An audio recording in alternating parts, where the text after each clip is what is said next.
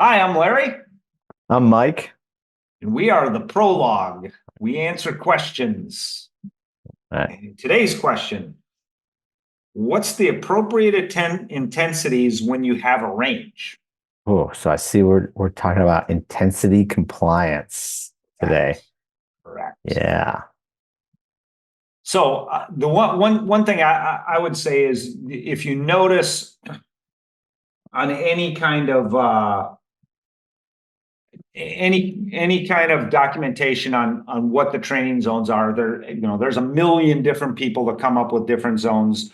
Some of them can be 92% to 93% to 94% to 103% to 104% to 105% of threshold. So that I think that's really important to make note of, that they're never one percentage. There's no zones that are you have to be 99% for threshold or 100% for threshold. There's a range. Um, yeah, I think that's real. That's a really important thing to be aware of, especially with all the smart trainers out there. And the way we can look at data now, we can look at it real time down to the what percentage it is right at that moment. Yeah. And I think one thing that has maybe intensified a little confusion around it, like now in Training Peaks, you or I could go and develop our own zones and Yeah, calculate those. And yeah, any coach or athlete that's coaching themselves can do that. And so that can get a little confusing. Um, of like, oh, am I supposed to be at 93 or 94? This zone is from 90 to 100 or 105. What should I be in? Um, and so I think athletes can get confused by that, but it's it's a zone for an important reason and not a target. I I'm not a right. fan of targets. No, no, no, no, no, no, no. And I'll tell you the way I've done it. I I know Dr. Coggin, I know Hunter Allen, and I adopted their training levels, their training zones. Gosh, right after the book came out, and I haven't changed at all because number one, I haven't seen anything compelling for me to do it, and number two is that I I want like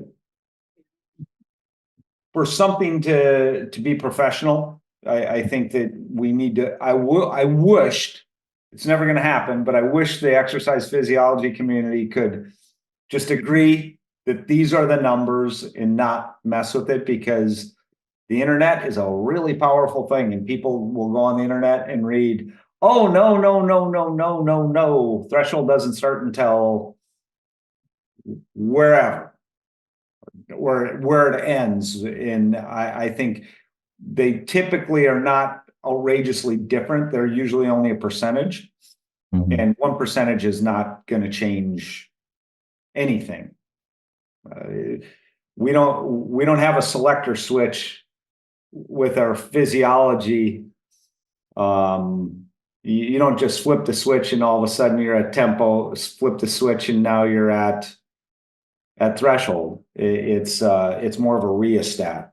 You're using more of one, and then it shifts to more of the other. So there's some gray area in there. Yeah, I like the rheostat analogy because uh, a lot of a lot of what we do is time based. And Yeah, I think in in general, everybody needs to switch to that versus mileage or whatever else. But time, like if you go to a certain race, or like some races are just like, oh hey, we give you an award if you're under this time, and some races are like, this is 60 minutes plus a lap, right. or you know, Cyclocross, 45 yep, minutes plus a lap. yeah, Yeah. I exactly. don't do anything. You know, I was just going to say I don't do anything based on mileage, But that's not entirely true because on specific weekends, somebody have access to a 80-mile ride, and the loop that they do is always 80 miles. Okay. So, but in my instructions, I'll note that. But I think I may have some mileage stuff in my training plans, but they are all time based. Yeah. And so I think we need to look at intensity that same way too. Like, hey, if there's a range, how does that relate to the time? If it's a shorter time, maybe we trend towards the upper end of the range. If it's a longer period of effort, maybe we start at the lower end and see where things play out as we go. Absolutely. Absolutely. Yeah. I would not ever tell someone that's doing a 3-minute threshold interval that they should target the 93 or 94 or 92. I would push them up the other end. But if they're doing a 20-minute threshold interval, there's no circumstance that I would tell them to go out at 105. Yeah, exactly. And then, how are you feeling today? Like, hey, maybe they are just 5 or 6 minutes today, but like, you're just not feeling 105% for whatever reason. You didn't sleep, or it was a stressful day at a real job, or, you know, like, anything. Pick a stress. Exactly. And I think that's really, really, really important to note with athletes, especially like from day to day, from week to week. You may have an off day. Some days you're the hammer, some days you're the nail. And quite honestly, most days, most of us are the nail. Yeah. It's very rare. Like, man, I love it when somebody's the hammer, but the hammer does not show up as often as we would like. No, it certainly doesn't. Like, yeah, you gotta get a little comfortable being a nail and making decisions on the fly to get through something. Right. I've had athletes that can, on a given day, can roll 103% for 15 minutes. That's a really good day. But there's also that same athlete a week later may only be their perceived exertion can be the exact same, but they may only be putting out 93%. Yeah. So that's why I really strongly suggest being very acquainted with the perceived exertion. Yeah.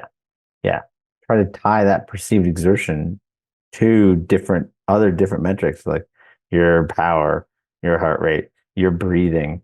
What are you noticing in those different metrics as they relate to your perceived exertion? Exactly. I think we've talked about this before. There's times where, like in a race situation, whether it's a mountain bike race, gravel race, cross, whatever kind of racing, any kind of mass start racing, there are times where your plan might be to go out at let's just say that you're doing a 100-mile gravel event. Most people are not going to be much over 85 to 80, I think 0.87. So that would be an incredibly high IF for a 100-mile gravel race. But at some point, there may be somebody maybe attacks and your group's splitting up. You got to know that you either have to be there or be okay with wherever you land on the results page, because when the race goes, you got to go. Yeah. And I definitely don't want my athletes.